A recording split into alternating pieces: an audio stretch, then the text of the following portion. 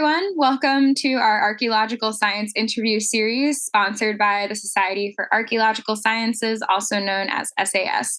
My name is Jade Herniak, and I am a PhD student at Arizona State University studying geoarchaeology, and I'm also an SAS student ambassador.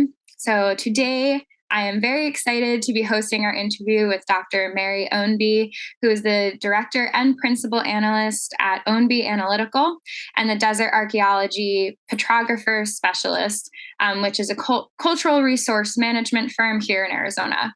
But before I go any further, thank you very much, Dr. Ownby, for being here with us today. Yeah, absolutely delighted. Thanks for asking me. Yeah. So for our audience out there, from my understanding, I did do a little bit of digging before I met with you, just because the work you're doing is so fascinating and I think is really important for people in academia and going the non-academic route to understand. But from what I understand, your research is both focusing on the US Southwest and then also the Near East, specifically Egypt and the Levant. Is that correct? And you're focusing on ceramic petrography? Yep, that's been sort of what I've been doing. But I'm a go anywhere, look at anything kind of person. So I find it all really interesting. I've done projects. I got an ongoing project now in Uzbekistan. I did some work in Panama. I've done some work in South Carolina. So, I like to be able to offer petrographic or other ceramic analytical services to anyone who needs them anywhere.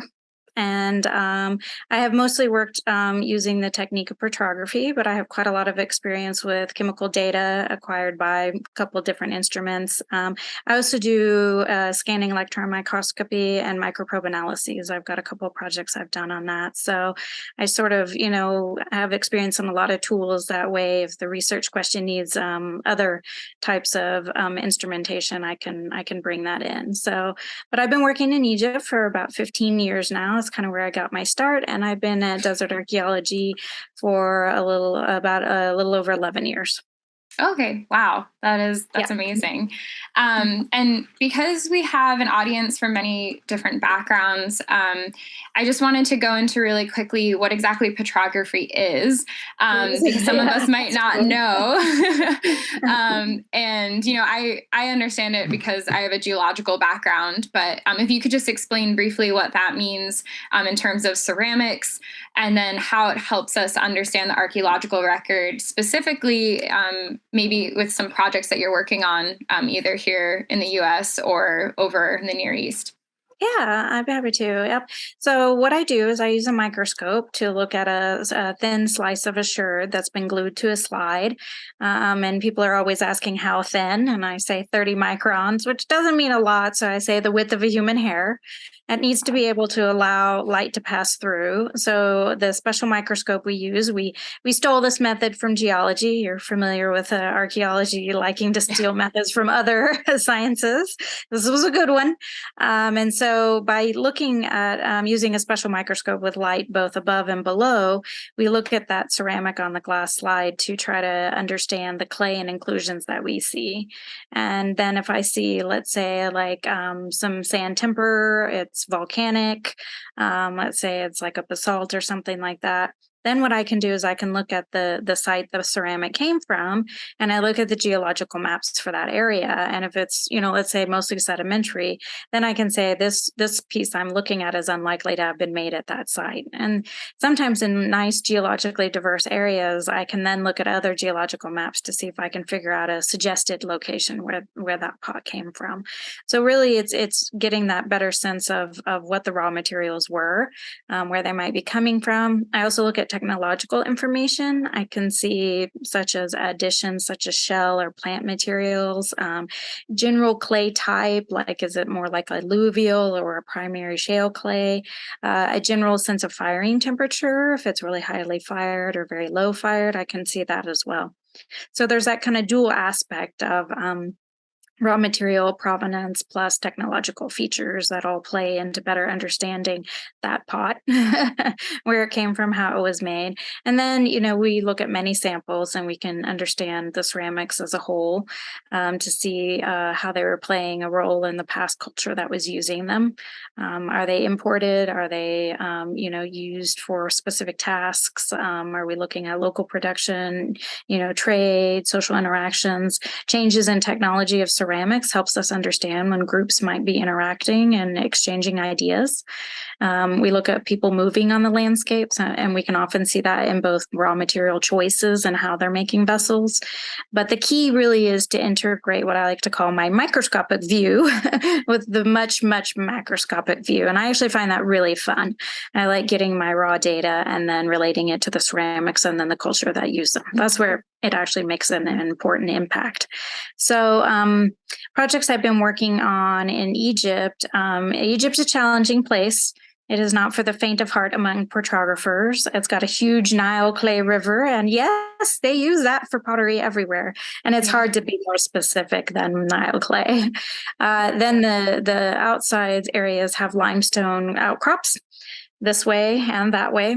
So, and they produce a calcareous clay they use for making pottery as well. And those are too widespread to even begin to try to understand any unique features.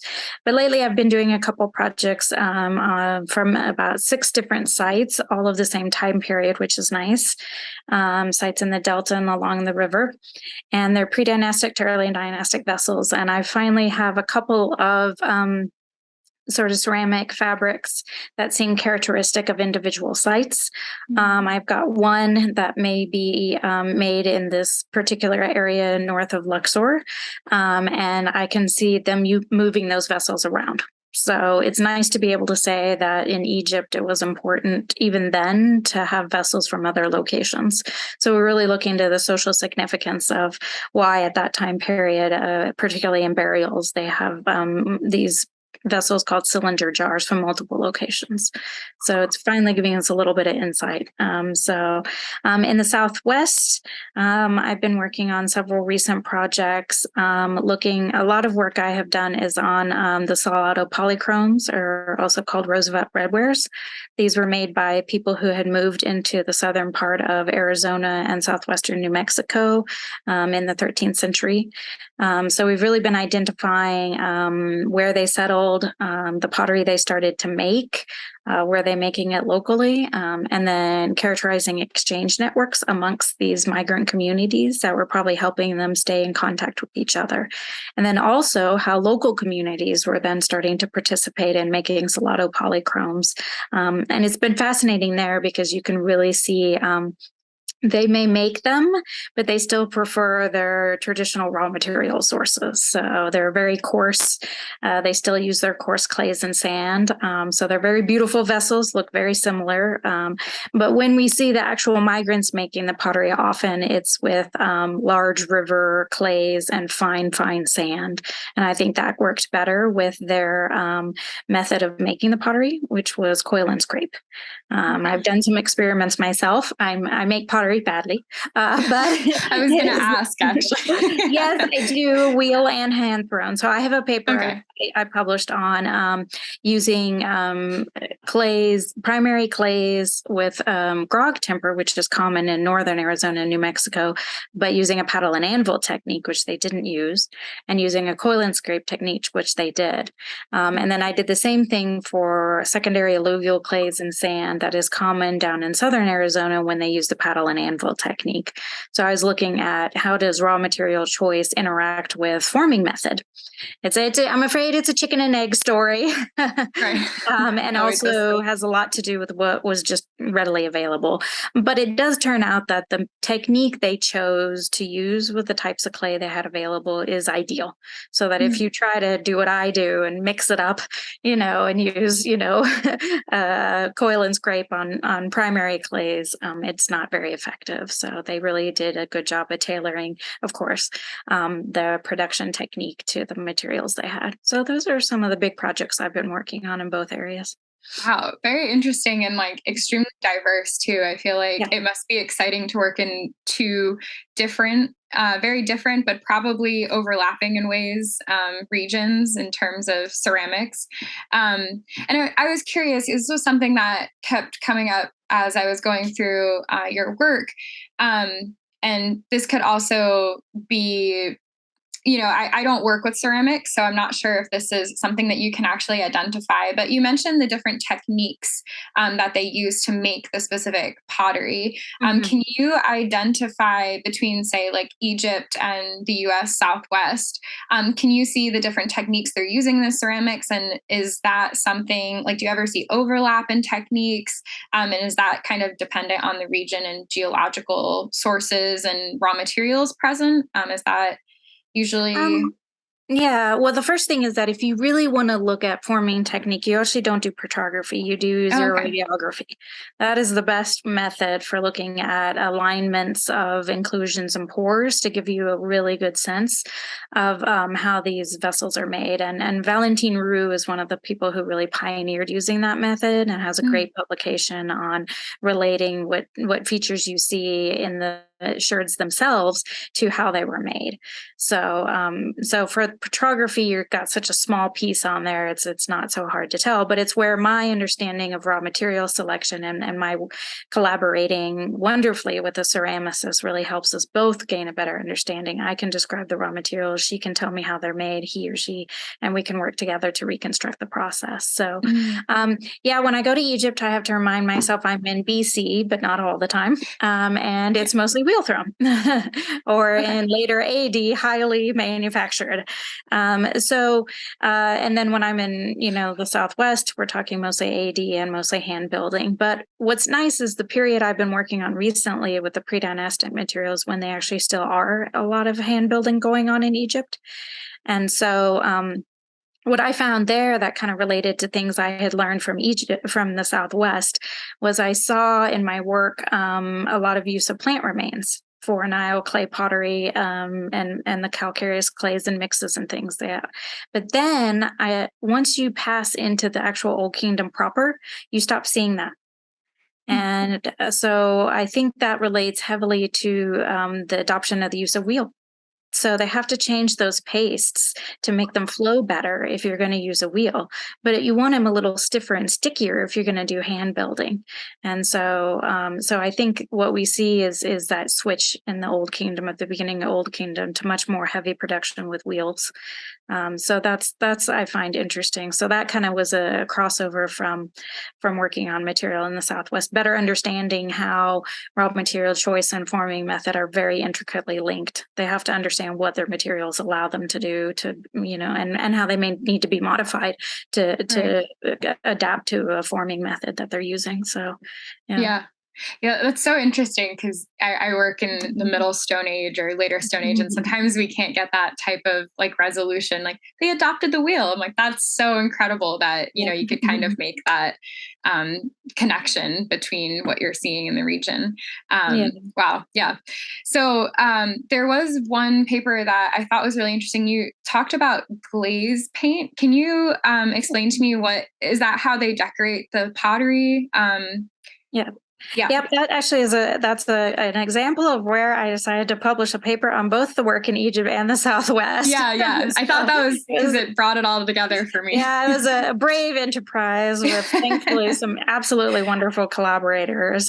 So what I wanted to talk about in that paper as a larger theme was the transfer of technological knowledge. How is information on doing something specific with ceramics transferred, and how can we better understand that operation when you have two very different cultures? Like, does juxtapositioning, Egypt, and this was medieval Egypt, so we're talking, in the 15th century AD with the Fatimid Empire. So there you're talking about industrial production of ceramics, and you're talking about glazing as people normally think of glazing, with a shiny surface, using fluxes, using metals as colorants and things like that.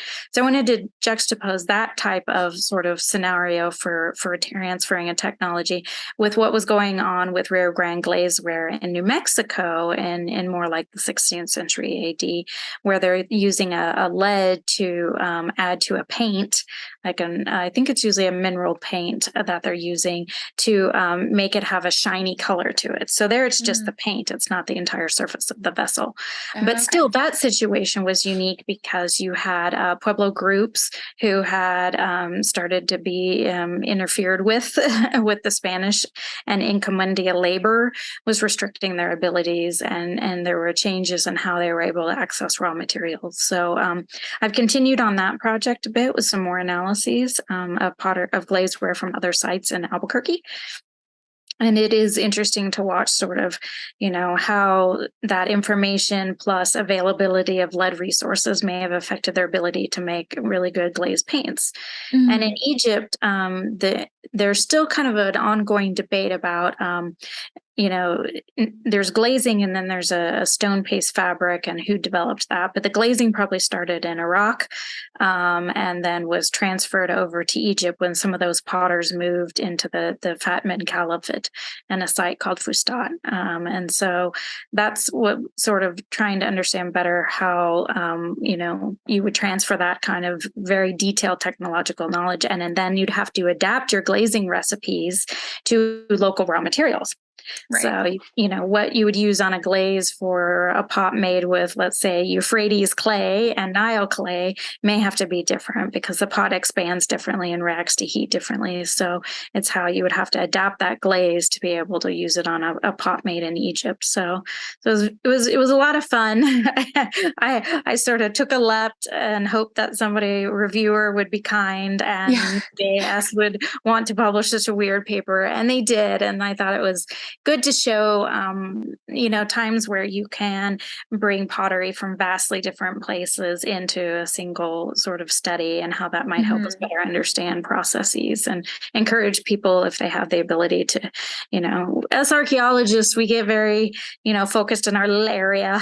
So I'm an oddball. I'm very fortunate. I get to work in lots of places. So I've published other articles that have brought together several studies to try to, like the article on the forming and clay choice article included 4 case studies.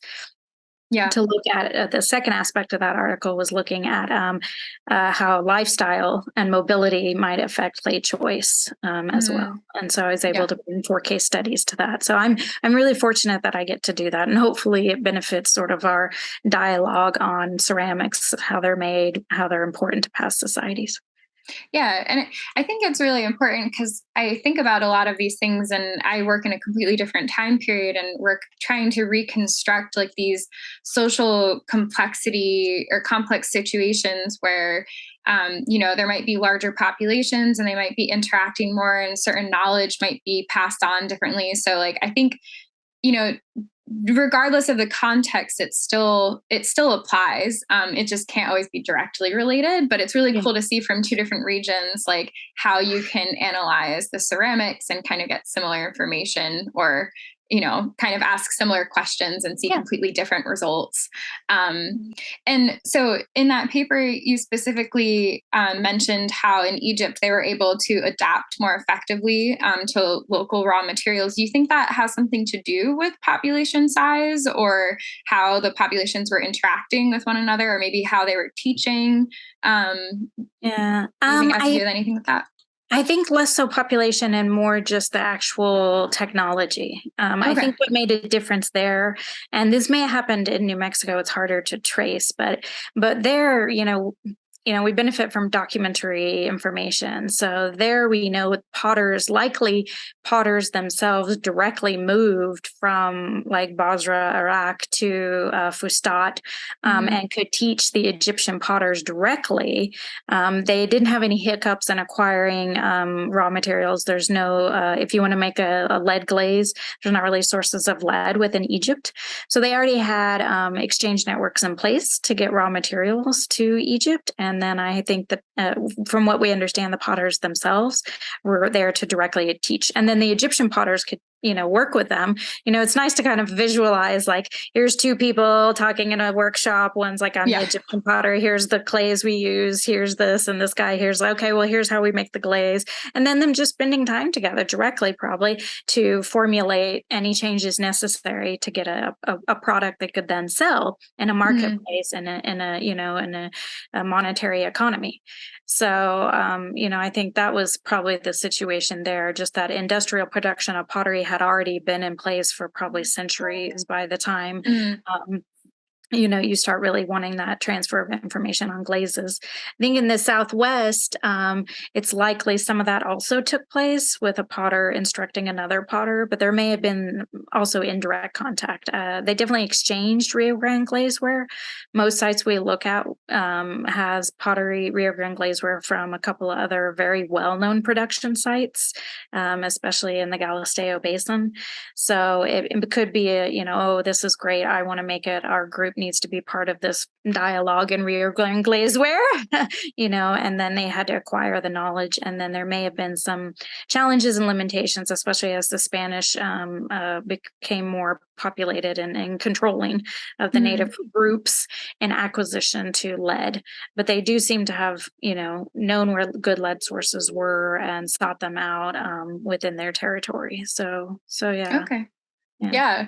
No, I find that so fascinating because, like I said, it's just the amount of detail that you can get out of this, especially because you might have like documentation to supplement it with. It blows my mind sometimes. I'm like, this would be so fascinating. But I think it's really important for people like me who work kind of in earlier periods to think about the complexities happening, because like during the time periods that you study, because it could work as, a nice analogy or a way to form different hypotheses to test, because, sometimes we're just like, what stone tool production method were they using? Like, we just want very simple. And so it's refreshing to hear about these types of details you're able to reconstruct from your work. So, well, I'm impressed with what you guys do with the stone too. That is very detailed work as well, and very challenging. It's my puzzle has some pieces already there, and your puzzle doesn't have a lot of pieces. I'm always amazed as well. But and I actually work on a lot of provenance studies with volcanic deposits and siltcrete, which is raw materials that people are using in South Africa. And I've learned throughout that work how, it's very rewarding, but it also can be extremely complicated. And there's a lot of challenges that arise, and it depends on the context, right? And so I was curious if there's specific challenges that you faced with your research, either in using petrography or even some of the analytical methods that you've used. You mentioned them briefly, I know, like XRF. And so if there's anything specifically with those that you've reached some challenges that you're trying to overcome at the moment.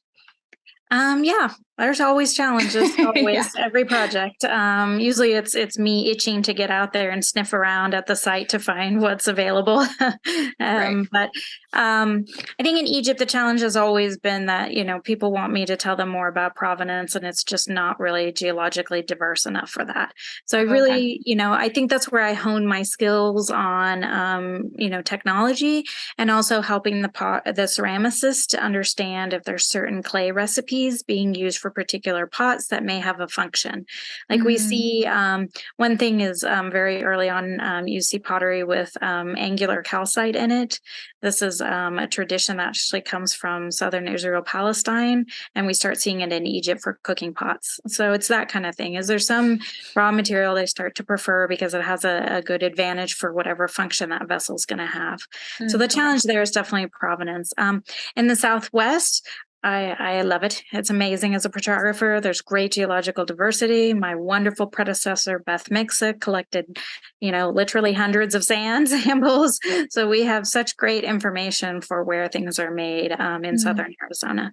But there's challenges. I was working on a project with a really wonderful retired geologist colleague. We published it in Kiva, and it was on specular hematite paint. And we did laser ablation inductively coupled plasma mass spectrometry, as one does. Yeah. Yeah, that's what we used to. Yeah, on paint. And we also collected rock samples. And we knew, we weren't going to get kind of an exact match, but we were sort of trying to just see how it was going to play out. And I think that was a challenge just because the paint was very thinly applied. And even with LA-ICP-MS, I think we just couldn't get a very good signature for that paint, for the rock, for the specular hematite rock they were using. So I think we did our best for that. We published on how we were able to do it. And the petrography, at least, again, because Arizona is geologically diverse, we could be like, oh, made here, right here in the Tucson Mountains. And there's that's nice right there. Yeah. So I think we have to leave that one at that. Sometimes you just kind of have run against, that's the limitations of what we have. And we've got the information, and we'll wait and see if more ideas or more, money, time, other instruments come along. But it was still worth trying. It was fun. It was interesting. Yeah. And it's the best you can do with what you have, essentially. Because I work with volcanic glass shards, and sometimes I don't have certain reference data sets to be able to source them properly. And so you give your best interpretations based on that. And that's what science is, though, right? Until a new technique comes along, or more reference data sets that we can better characterize things. And that's what I love about science too. It's forever evolving. So it is. And I do feel like I spend, a good bit of time just helping other people think about what instrument is good to get the kind of data they need for this project. Sometimes I get somebody emailing me, hey, here's a bag of sherds. And I'm like, I love your bag of sherds. What would you like to know about it? And specifically, and where are these bag of sherds from? And, right. So it's great. I usually kind of have to tell new potential clients, like, tell me everything. Everything, so that I can make sure we're doing exactly what you need. Let's use your limited resources and time towards making sure we get the data that you need to address the questions that you have. And we'll do our best. New questions will come up. Maybe we'll do a small project to start with, just to kind of get a feel of what the data are going to look like. That's what we've been doing in Uzbekistan. We're on stage 3. We started off with, let's just take a look at some of this pottery and get a sense of what it is. We did some clay collecting, and now we're going to round out a little bit more with a few more ceramic samples. So sometimes that's just the best approach to get a sense of what's possible. Yeah, definitely. And one thing that I realized while you were talking that constantly comes up when I talk to Southwest people too, is that for people who are listening and was like, did she say shard or sherd? Sherd. Sherd is a pottery fragment, essentially, correct? Yes. And then I said that I work on volcanic shards, which is confusing. That's just glass fragmented, both fragments, but sherds is pottery. So for anyone who was like, what are they talking about? Yeah. Because that happens. I'll have Southwest archaeologists ask me like, so you're working on pottery with volcanic? And I'm like, oh, no, different spelling. I've had that happen too. So yeah. Yep. Just wanted to clarify that. Cool. So so for the second half of the interview, I thought because of, your unique background, and a lot of people watching this probably are going an academic route.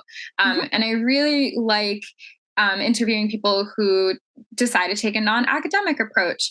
And I think that it's really great because based on all the research you're doing, some of us don't realize that people go into academia thinking that's the only route you can do research, but you seem very busy. I mean, I saw all your projects on your website too. It's like you have plenty of research to do, even in the non-academic route.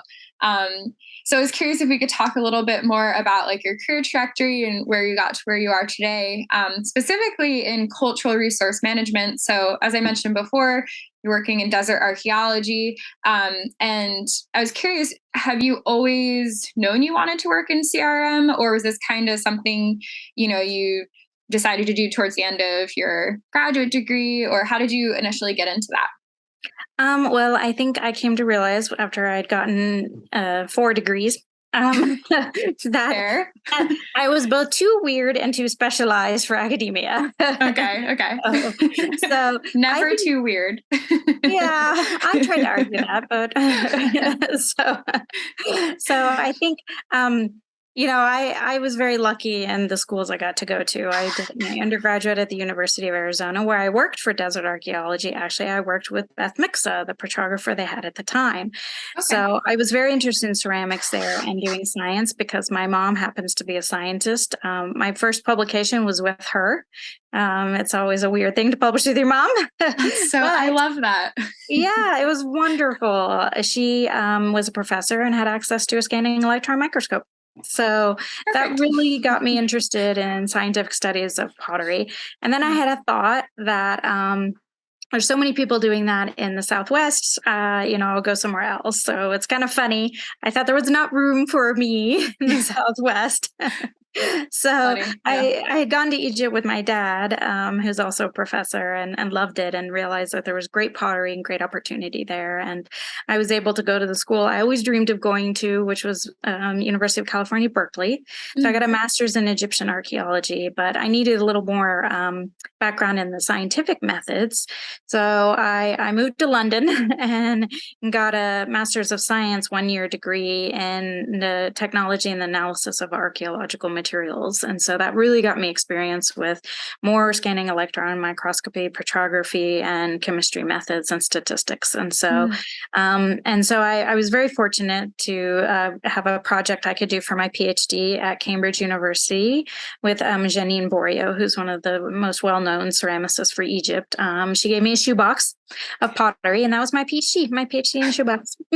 So, that's awesome. It was 52 lovely shards of imported Middle Bronze Age Canaanite jars found in Egypt, and it was my job to figure out where they came from, and again, put it all into the context and compare to later material. And so, but that did mean that I had a PhD in archaeology, working in Egypt as an American, focusing on petrography. So that meant I couldn't be a proper Egyptologist because I was terrible at languages. But I also wasn't going to come back to the United States and be able to teach in anthropology. So luckily, I came back and I contacted Desert Archaeology and I said, I need a job and I have lots of debt. Can I wash some pottery? And they said, why don't you come be our petrographer? And I said, that sounds like it pays more. Yeah. So sadly, Beth had to step away for health reasons. So, but I think she was happy to have me come in and fill her enormous shoes to the best of my abilities and build on the program that she had so amazingly established. And so that's kind of how it went. I think it was a combination of good opportunities, serendipity, making sure and just pursuing things that I thought I would be good at. So I was very lucky in having some experience with cultural resource management as I had been doing my undergraduate and graduate degrees. I worked for various companies. So it was kind of easy for me to step into that because I knew how that worked and could manage with that. And so, and then Egypt's just, same kind of thing. Like I had one project and I did it. And then somebody else emailed me and it's just been that way ever since for almost 15 years. Is one, this new project I'm starting on that I'll be going to on Saturday. It's the same thing. They knew about me and they asked if I could come work on their pottery. And I said, sure. Pottery can't be exported from Egypt, so I go to it. Yeah. Just to let people know if they're wondering why I have to fly all the way to Egypt to see my tiny, tiny pieces of ceramic shards. So I think I've just been very lucky. I've had lots of great people to work with and, open to different opportunities and tried to help people and understand what they need. And I enjoy cultural resource management. I work for other CRM firms through Desert Archaeology as well. And so that's been nice. Yeah. I mean, I think you might feel lucky, but I also see that you're incredibly passionate about what you do. So Yeah. that also helps a lot when you're trying to find these opportunities. They just kind of feel like, oh, this one pops up and this one pops up. And it's because I'm sure people can see how excited you are to work on shirts and Yep. these these different projects. So Thank yeah, you. that's great. And so one thing that, because you got your PhD, was it in Cambridge, right? Yes. Mhm. Yeah.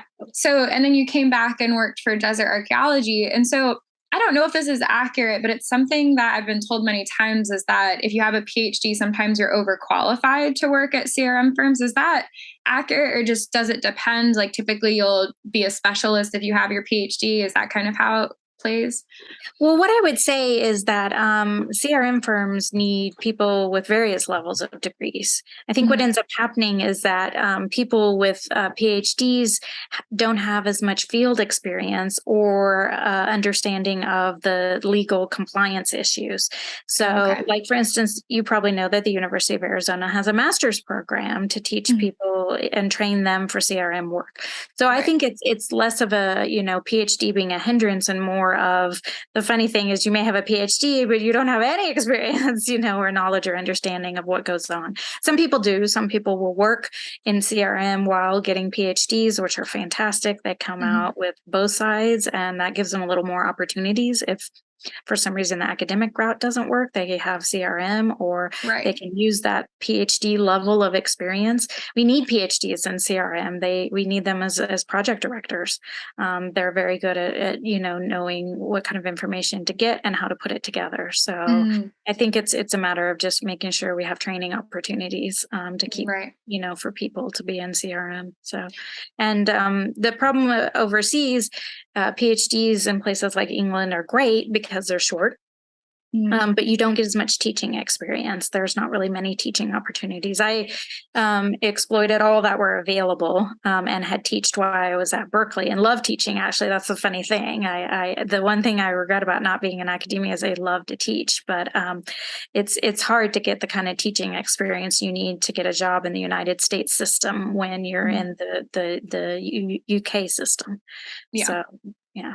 Yeah, yeah. No, I know there's that difference, but I'm sure if you wanted to teach, I'm sure you can get experience in like volunteering or something. There's always like what high school. I know that at least at ASU we always have like volunteering events where we'll like go and teach a lesson to like high schoolers or something. Oh, But yeah. yeah, I've done the field schools, and yeah. actually, I taught I taught Egyptology, if you can Oh, believe it. I filled in for surprise. for my professor Okay. at the University of Arizona. I had taken there was a professor there who taught Egyptology, and I filled in while he was arranging his retirement, and I taught a course on Egypt and the Near East interconnections. So it was a lot Yeah. of fun for me. Yeah. No, that's great. That's awesome. So yeah, you still get those opportunities every I now and do. That was a while then. ago. So, but yeah, Yeah. I think it's nice to have that flexibility though. So I can't teach cultural anthropology as amazing and fascinating as it is. Yeah. Yeah. But anybody needs a nerdy science person for archaeology, I love to teach, but so I still get those opportunities. Yeah, no, that's great. And yeah, in terms of flexibility, so we mentioned before that you started your new business, Ownby Analytical. And I was curious, how does that work with also working for desert archaeology? Like, how do you juggle the two? And does it get difficult in terms of balancing the work you have from both areas? Or I'm sure desert archaeology is very supportive of this as well. Well, we came to an arrangement. Okay. I think we saw that there was a need for nonprofit groups, grad students, grant holders, independent researchers, museums, people who don't have access to the kind of funds that CRM companies get access to, because of course Okay. they're a for-profit business being paid for for very excellent work. So I discussed with my wonderful boss, Sarah, if I said I'd like to start my own business to funnel mostly my Egypt stuff through and make it a little more, legitimate and helped with a little bit of paperwork and things. When I'm in Egypt, I mostly work with European research institutions. funds. So this helps them. And then I said, this way I also have the opportunity for people who may not be able to get access to the kind of funds required to do a research project through desert, that they still might get access to petrographic information that they need. I think it just, I didn't want there to be people out there who needed petrographic information and couldn't get it because it had become cost prohibitive. And I think we all understood that. And I think that's why it can be, for certain science fields, nice to have like a free floater like me.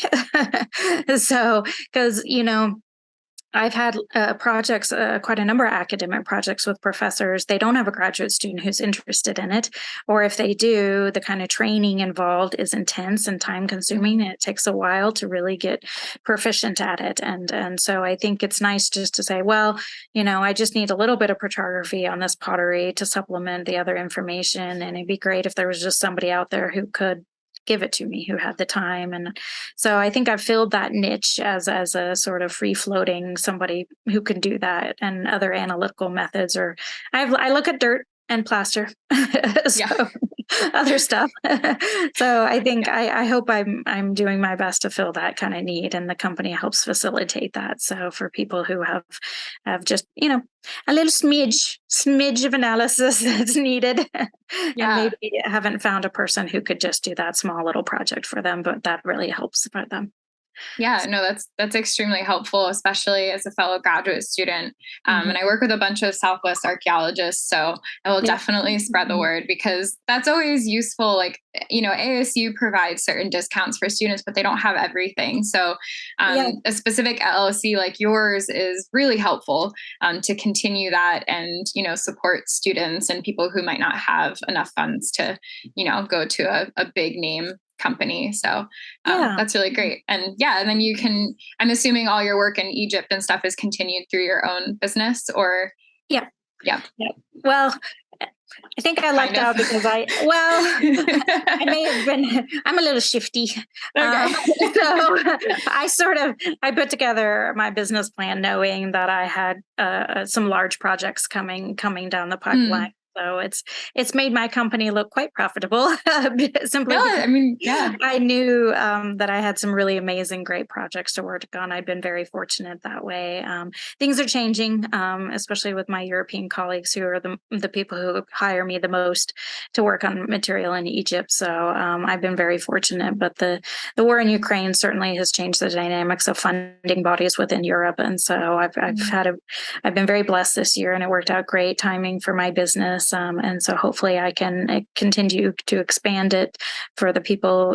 I've had a couple of people contact me from like Colombia, West Africa, places like that. So it'll be nice. Hopefully some of those projects I can work on as well. Again, just people who have larger projects just need some photography to supplement their understanding of their pottery in the broader context. So I'm hoping some of those projects might come through. So cool. That's awesome. It allows that flexibility, and that's really exciting. And just to end our conversation today, even though I feel like I could keep chatting with you all day. Me too.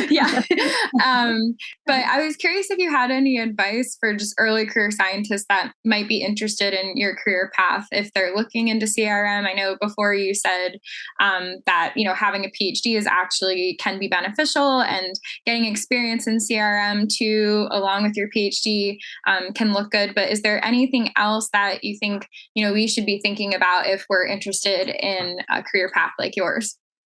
I would say explore all opportunities, to the nearest you can. People's lives are very busy and they have a lot of demands. But, I volunteered for archaeology. What was the Center for Desert Archaeology is now Archaeology Southwest. And, I think just, exploring all those opportunities that you can, just to see what might interest you and where it might go. I think I was very lucky. Some people like to stay at one institution, which works well for them, but I actually found it very beneficial to move. I was at 4 different ones, so I now have colleagues at all of them, which has been really great. And so I think that's a good thing. And there are also a lot of job opportunities within the government. If CRM is not your thing and you're finding academia is not working for you, there are people I know a lot of archaeologists who work for the government. The National Park Service in particular needs a lot of archaeologists. And there's also lots of great opportunities for getting experience, internships, they can be paid, and volunteer opportunities. I worked at the Western Archaeological Conservation Center in Tucson, which was a place that housed material from the national parks, archaeological material from national parks.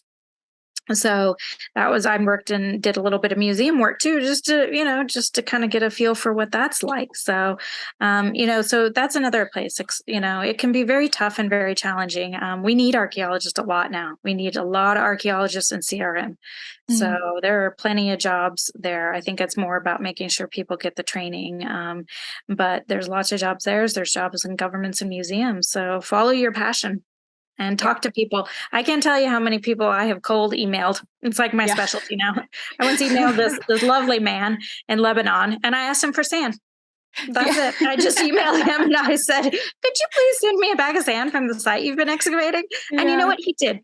That's amazing. Never underestimate the ability of one archaeologist to be so happy to help other archaeologists. Yeah. So I'm here. I'm here. You can email me anytime with questions or guidance, or even if you're just wondering about anything, it's mary@ownbyanalytical.com or mary@desert.com, and I'm always happy to help. I think the future is so bright for archaeologists. We've got amazing people we work with, and great opportunities for archaeological science methods. I mean, look at some of these papers and I'm like, this sounds amazing. I don't think I even understand what the title is, but it sounds amazing. Like the instruments they're able to use, it's just fantastic. I could not even begin to imagine. So there's just a lot out there. And I think what helped me is I found people who were kind of where I wanted to be, and I talked to them and said, what was your path? What advice would you give? So I think people are really encouraging, the younger generations to reach out, and we're always here to help. Cool. Well, thank you so much. I appreciate you taking your time today to do this interview and just discussing your journey to where you are today. And I really enjoyed discussing this all with you. Oh, thank you. Thank you for the opportunity. This is great. I really appreciate this time to hopefully give some encouragement, advice, and hope for future students or anybody interested in archaeological science. Yeah, thanks. And for everyone else, just please subscribe to the SAS YouTube channel. And thank you all for watching.